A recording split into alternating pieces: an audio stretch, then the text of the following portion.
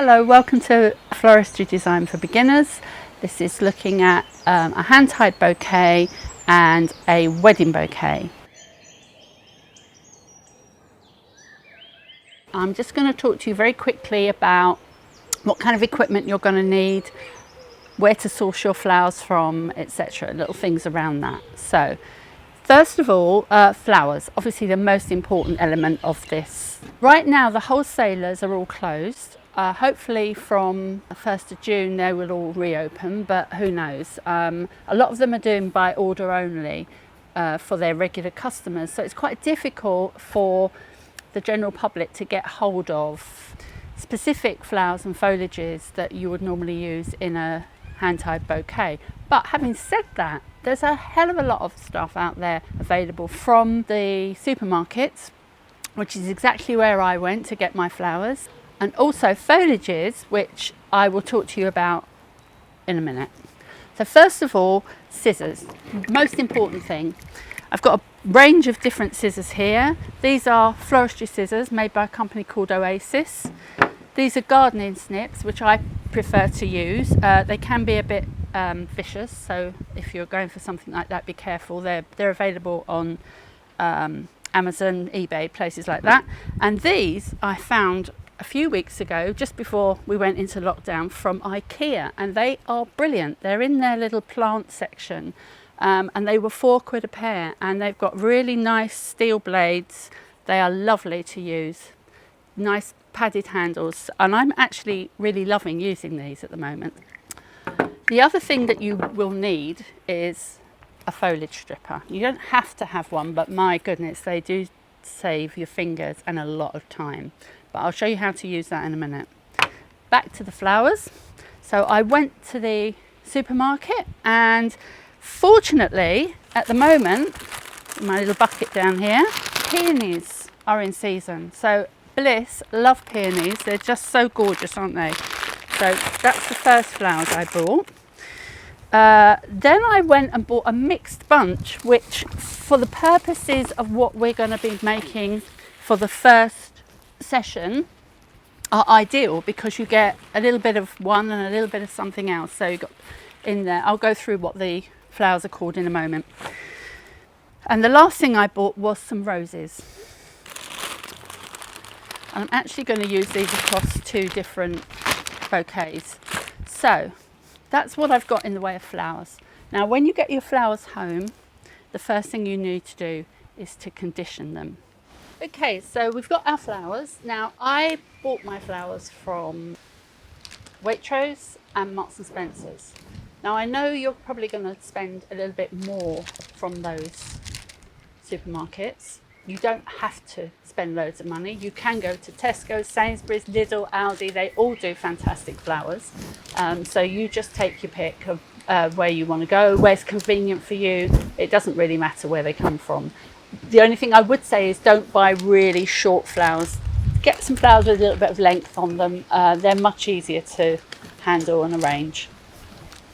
So you've got your flowers home from the supermarket or wholesaler, and you need to condition them. So the first thing you need to do is get them out of the cellophane. All right, so that's what we're going to do first.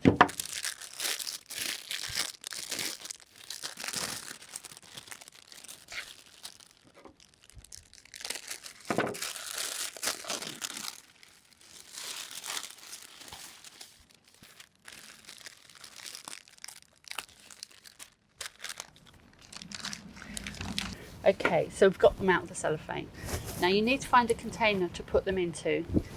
First principle is make sure that the container you're using to store your flowers and your foliage is clean. I've got a bucket here. It's got a little bit of water in it, maybe 10 centimetres, no more, otherwise it just makes the bucket too heavy. The second thing you need is flower food. Now when you buy your flowers from the supermarket, there is always that little packet of flower food attached to the bottom. That is really, really important to use the flower food. Just give it a snip and add it to the water in your bucket. Okay, now you're going to find if it touches your hands, or it gets onto the floor, it's really, really sticky, and that is because it's a sugar-based solution, and that helps to feed the flowers.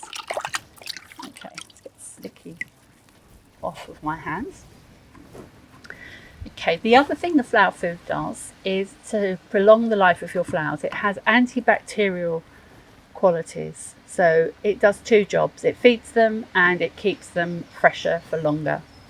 Bacteria is the biggest enemy of cut flowers, which is why your containers, whether it's a bucket or whether it's a vase, need to be spotlessly clean. Okay, so I'm going to start to condition my flowers now, and the basic principle is to cut the ends of the stems. Now you might wonder why we do this. Basically the stem is full of like a gel, and that's what transmits the water from the end of the stem up to the flower. And what that gel does is when the flower is cut, it solidifies slightly at the bottom. Now this is a self-defense mechanism for the flowers because it keeps the flowers fresh. If it can seal itself at the bottom, it seals in all the moisture that's going up there. But what that means equally is that when you put them into water, they're not going to drink. So we need to take the bottom couple of 2-3 centimeters off of the stem to enable the flowers to drink again. So we're just going to take the elastic off. Now cut your stems at a 45-degree angle. Okay, so like this.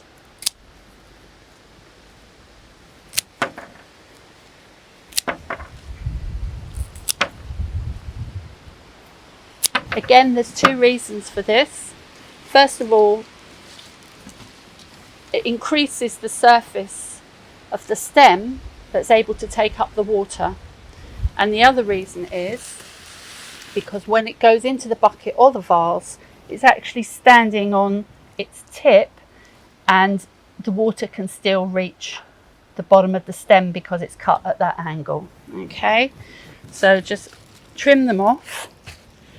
And the last major rule is no leaves under the water. So number 1, spotlessly clean containers. Number 2, flower food. Number 3, cut your stems and take off any leaves that are going to go under the surface of the water. So what you're doing initially is just preparing these to use later, to make a bouquet with later. They need a good drink. So when you get them home from the shop, sometimes you know they go in the bucket, out the bucket, in the bucket, out the bucket. Sometimes they're left out of the bucket. So try and give them a really good drink. I would recommend at least 24 hours, but obviously if you can't do 24 hours, as long as possible. And what you need to do is take off some of the lower leaves. That one's okay. Remember, they're only going in that much water initially. So just take off any leaves that you think might come into contact with the water, because leaves cause bacteria. Okay, so no leaves under the waterline. So now I'm going to show you how to condition the roses. Same principle as we used with the peonies. Take off the elastic. Now comes our magic foliage stripper. These actually, incidentally, don't have any thorns, but sometimes you buy roses and they are vicious. They have got so many thorns. If you use the foliage stripper, you'll never have to touch those thorns. Okay, so we're just going to take off any leaves at the bottom initially, and thorns if you have any. Wrap round the stem like that and just pull away. You can trim off any little bits. Okay, and then I'm just going to do the whole pile there. It's really quick. Just take off the bottom few leaves.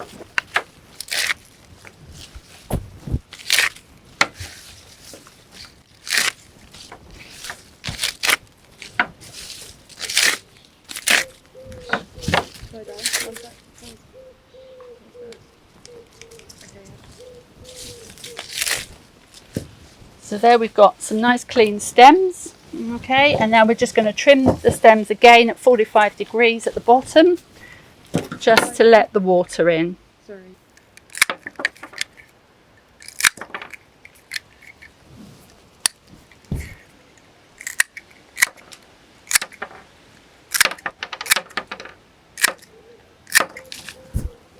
In they go.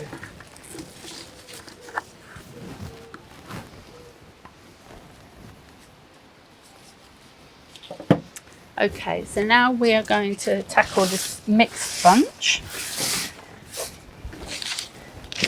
And it has come with some sea holly or eryngium. It's also got some foliage in here, which is also quite helpful. We've got 3 chrysanthemums. They call them shamrock chrysanthemums. And we've got 3 white roses, which I believe are white avalanche roses. And then there were 3 stocks, but I've added some extra, so there's actually now 6 in there. Okay. So I'm just going to condition those as well. I'm going to put the foliage to one side and we'll deal with that in a minute. So looking at the stocks, they're not too bad at all. Because these have come out of a mixed packet, they've already had the lower leaves taken off when they were put into the bouquet for the shop. So we'll just trim the ends of those and pop those straight in the water.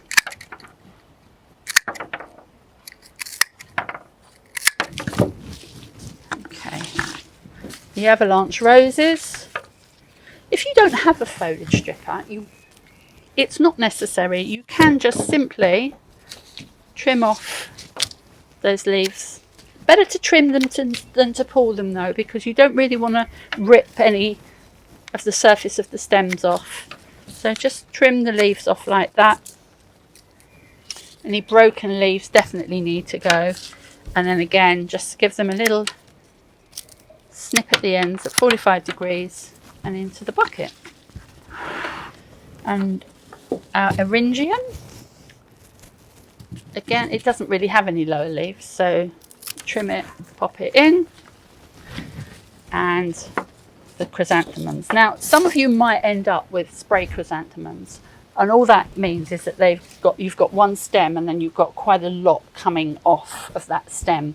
What I recommend you do is take off all the side ones so that you end up with maybe 3 or 4 at the top, no more, otherwise they crowd out your bouquet. So again, these have been stripped back, there's no leaves at the bottom, so they can go straight into the bucket. So that's all my flowers ready for the first lesson. Okay, so going back over that, we've got shamrock chrysanthemums, we've got some white stocks which smell like heaven, some roses, peonies, white avalanche roses, and some eryngium or sea holly. Obviously you don't need to get the same flowers I've got. Buy whatever makes you happy, whatever you fancy on the day. If you can't choose a colour, go for white. It always looks really sophisticated and you won't find yourself having to match in with other colours. So nice bit of green. Just buy whatever colour you like, but try and stick to 2 or 3 colours. Get past 3 colours and it all gets a little bit mad and a little bit difficult and a bit stressful. So I would say maximum of 3 colours if you can. Okay, so now we're going to look at foliage. Foliage can always be a bit of a stress. I get mine from the wholesalers. Florists sell foliage, but it can be quite expensive. You might be lucky to find a little supplier that will sell you an amount for a reasonable amount of money. All the foliage that I'm using, I've gathered from friends' gardens, my garden, some garages down the road that had some ivy growing over them. I've just gathered a few bits here and there all together, just to give me enough to make this hand-tied bouquet that we're going to make. Obviously you need to condition your foliage too. This is the foliage that came from the mixed bunch.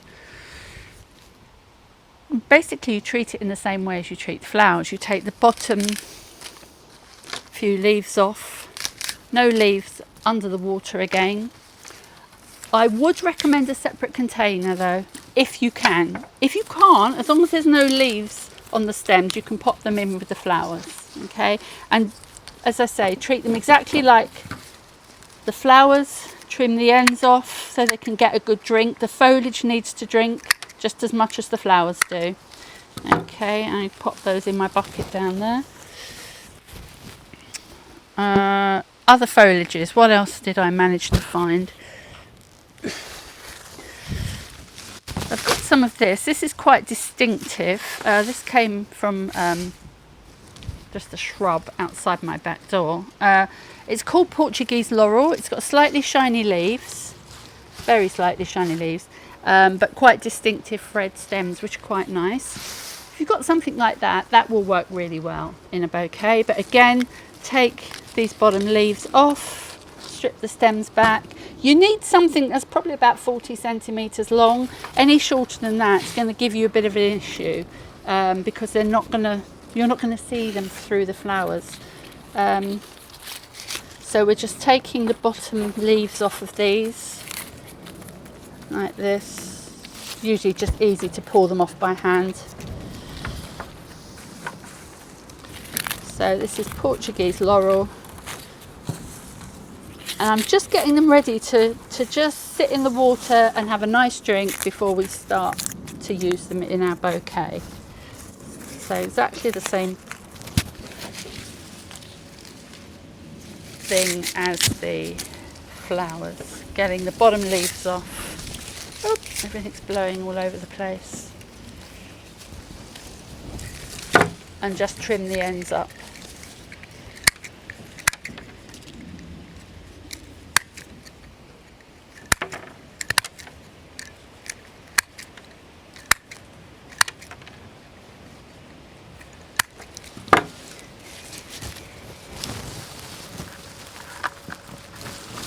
So down here I've got some ivy, and I've got two types of ivy here.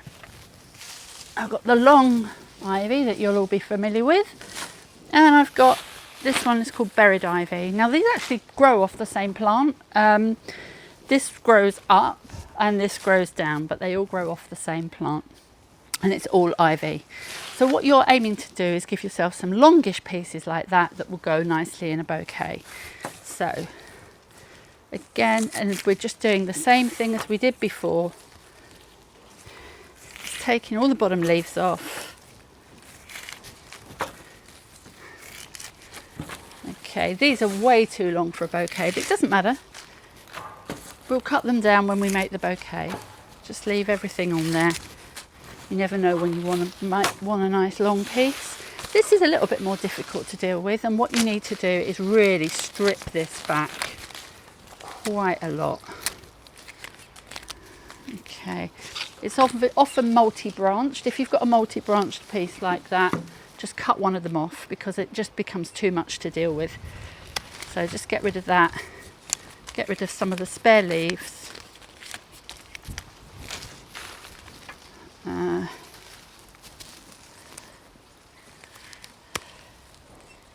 Like that.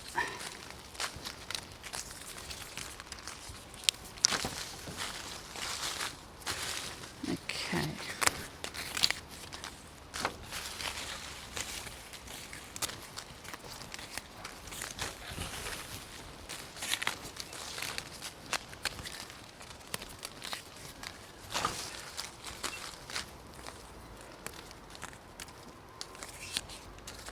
Just pulling all the leaves off.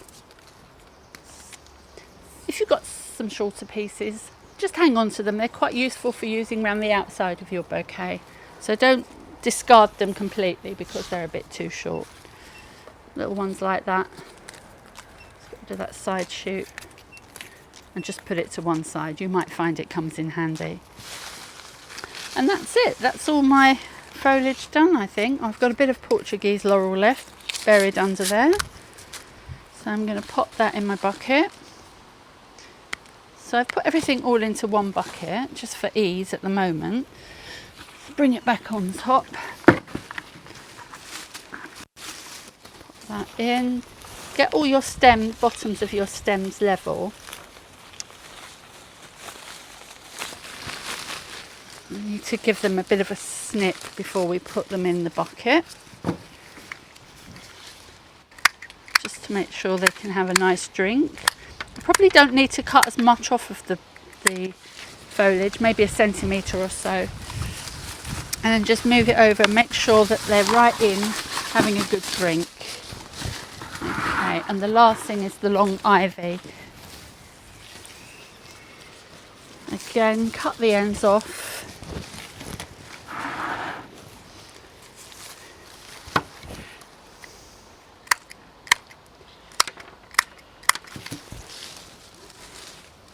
And just pop them in. Remember, you've only got that much water, so these leaves aren't going to sit in the water. But if you're a little bit worried, just take a few more bits of leaf off the end if your water's a little bit higher. Okay, and I'm just going to pop those in there like that. So we've got our flowers all ready for our first class when we're going to make a hand-tied gift bouquet, which is a lovely present for somebody, or just keep it yourself and put it in a vase at home. Go and see what you can find at the shops, and I will see you all for our first hand-tied bouquet lesson.